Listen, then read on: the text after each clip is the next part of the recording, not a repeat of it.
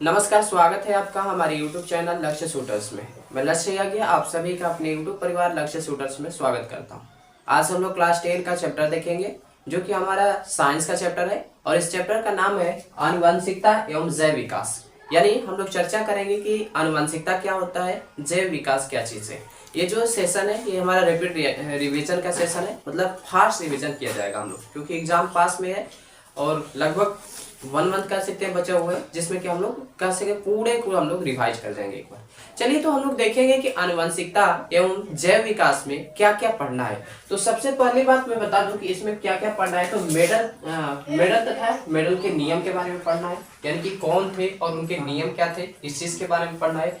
दूसरा, लेमार्कवाद तथा डार्विनवाद क्या था, इसके बारे में पढ़ना है। और है लिंग निर्धारण क्या होता है, इसके बारे में जानना है। जैव विकास क्या होता है, ये चीज को जानना है।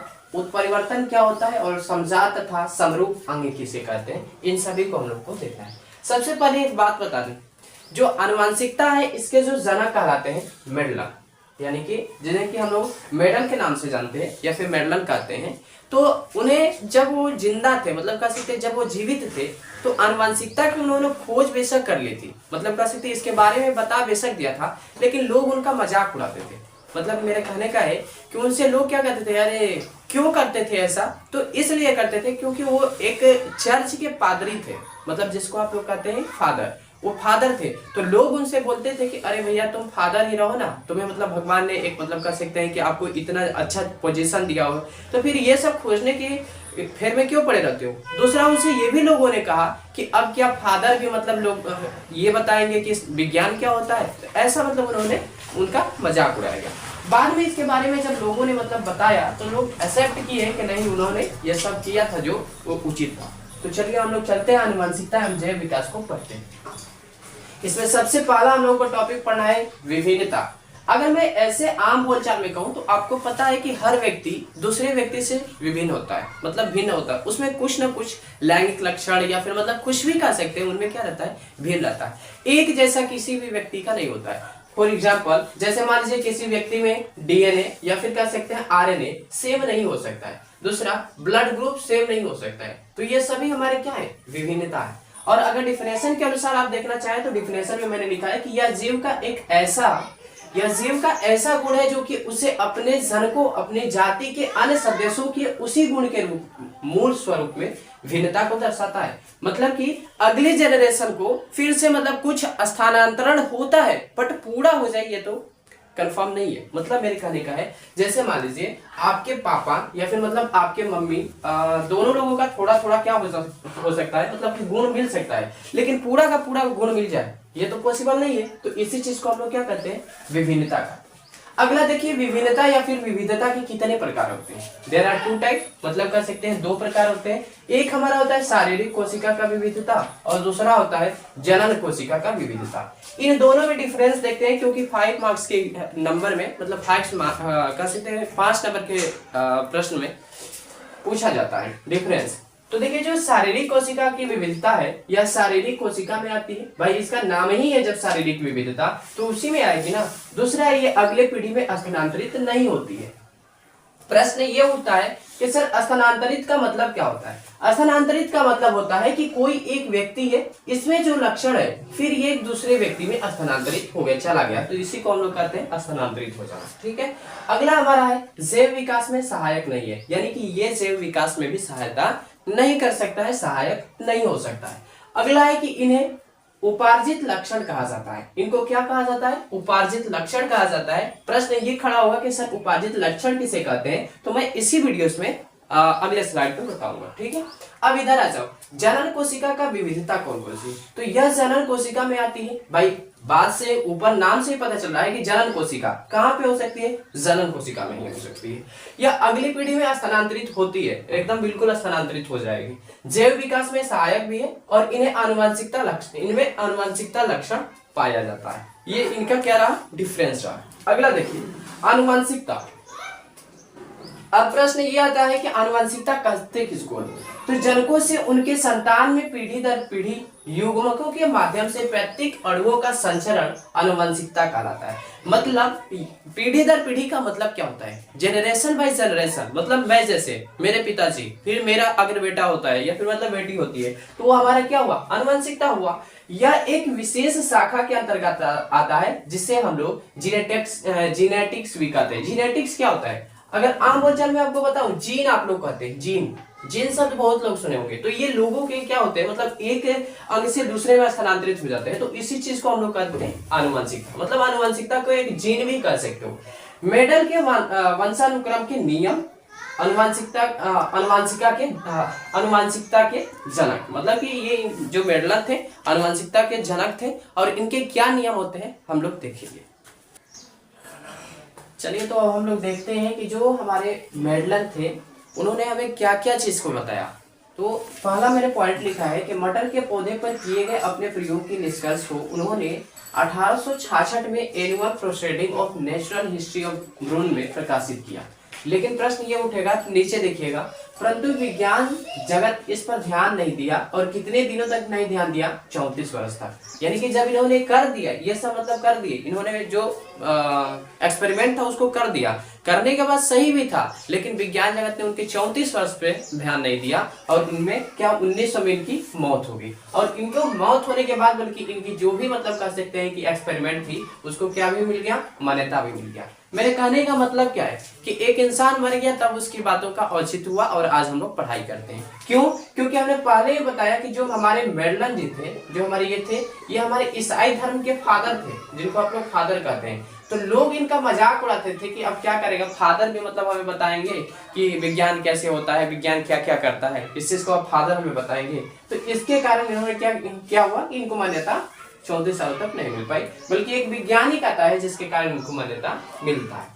मटर का पौधा क्यों चुना? प्रश्न ये उठता है भैया कि आखिर जो मेडलन थे इन्होंने क्यों मटर का ही पौधा चुना? नीचे भी है कि मेडलन द्वारा मटर के पौधे का चयन। तो इसमें क्यों चुना? क्योंकि उसमें बीज का आकार था। आप लोग मटर को देखो कि मटर में क्या रहता है? शेप रहता है। फिर बीज का रंग, मतलब उसमें कलर भी था। फूलों का रंग, अगर फूलता है तब पर भी उसमें कलर आता है। फिर फलों का आकार भी होता है, मतलब थोड़ा मतलब दिखाई हमें देता है, वैसा रहता है। पुष्प की स्थिति भी दिखाई देती है और तने की ऊंचाई भी होती है। इन सभी के कारण उन्होंने क्या किया था? मटर का चयन किया था। इसको आप लोग अपने शब्दों में जरूर लिखिएगा, प्रश्न में आता है तो। अगला है प्रभावी गुण। प्रभावी गुण क्या होते हैं? संकरण के बाद पहली पीढ़ी में विपरीत गुणों के जोड़ों में दिखाई पड़ने वाला लक्षण। अब देखिए मतलब क्या है? मतलब देखिए, मान लीजिए एक मैंने यहाँ पे छोटा सा दाना लिया किसी चीज का और एक बड़ा सा दाना ले लिया, इन दोनों को संकरण कर दिया। संकरण करने का मतलब होता है मिक्स करना या फिर मिला देना। इन दोनों को मैंने क्या किया? आपस में मिला दिया। तो अगर मुझे पहले वाला ही गुण दिखाई देगा तो वो प्रभावी होगा। ठीक है। अब देखिए अप्रभावी क्या होता है? अप्रभावी से ऐसे नाम से पता चल गया होगा आपको कि अप्रभावी का मतलब ही है वैसे संकरण के बाद पहली पीढ़ी में विपरीत गुणों के जोड़ों में विपरीत गुण मौजूद होने के बाद भी हमें क्या नहीं दिखाई देगा? दिखाई देने वाला नहीं है। अगला मैंने उसमें बोला था कि जब मैं पढ़ा रहा था कि पढ़ेंगे हम लोग कि उत्परिवर्तन क्या होता है। तो देख लीजिए, जीवों में अचानक ही बड़े परिवर्तन होने से नई जातियां बनना उत्परिवर्तन कहलाता है। मतलब देखिए, जैसे मान लीजिए मैंने कहा कि एक छोटा सा मटर है, इसमें मैंने एक बड़ा सा मटर मिला दिया, तो जो एक ही बार में बड़ा सा मटर मिल गया, मुझे क्या मिलेगा? मतलब एक उससे भी बड़ा मटर मिल गया, तो वही हमारा क्या कहलाता है? उत्परिवर्तन कहलाता है। ठीक है। इनके जनक कौन है? तो हुगो डी ब्रिज है। इसके जनक कौन है? उत्परिवर्तन के जनक मतलब बताने वाले कौन थे? तो हुगो डी ब्रिज थे। अब प्रश्न यहाँ पे है कि जो हमारे लेमार्कवाद है वो चीज है क्या चीज? तो फ्रांस के वैज्ञानिक लेमार्क ने सन 1809 में सर्वप्रथम वाक्य वैज्ञानिक व्याख्या दी, जिसे कि हम लोग लेमार्कवाद करते हैं। अब प्रश्न ये आता है, ठीक है, लेमार्कवाद का तो मतलब लेमार्क ने इसको प्रकाशित कर दिया या फिर व्याख्या कर दिया, क्योंकि आपको पता होना चाहिए कि विज्ञान का एक्सपेरिमेंट जो भी होता है तभी माना जाएगा जबकि आप उसको बता लें। जैसे आपको पता होगा कि ऐसे बहुत सारे वैज्ञानिक थे जिन्होंने की पूरा चीज कर दिया था लेकिन अच्छे से एक्सप्लेन नहीं कर पाए थे, जिसके कारण उनका जो प्रोजेक्ट था उसको रिजेक्ट कर दिया गया था। ठीक है। अच्छा, लेमार्कवाद की विशेषताएं क्या क्या चीज है? तो पहला तो है कि वातावरण पर इसका सीधा प्रभाव होता है। दूसरा है अनुकूलन की प्रवृत्ति होती है। तीसरा है अंगों का प्रयोग और अनुप्रयोग, मतलब कुछ अंग ऐसे होंगे जिनका प्रयोग होगा और कुछ ऐसे होंगे जिनका प्रयोग होने वाला नहीं होगा। उपार्जित लक्षणों की वंशागति। अब देखिए उपार्जित आ गया, अब इससे आपको पता चल गया होगा कि जो उपार्जित होते हैं उनके अंदर जो लक्षण होंगे उनके वंशागुनित चलेंगे, मतलब कि एक पीढ़ी के बाद दूसरी पीढ़ी के बाद तीसरी पीढ़ी चलेंगे। चलिए तो अब आगे हम लोग देखते हैं मेडलन के नियम। मेडलन के 3 नियम थे, उन्होंने 3 नियम दिया था, यानी कि 3 रूल दिया था। इसमें एक हमारा होता है प्रभाविता का नियम, दूसरा हमारा होता है पृथक्करण का नियम और तीसरा हमारा होता है स्वतंत्र अपव्यूहन का नियम।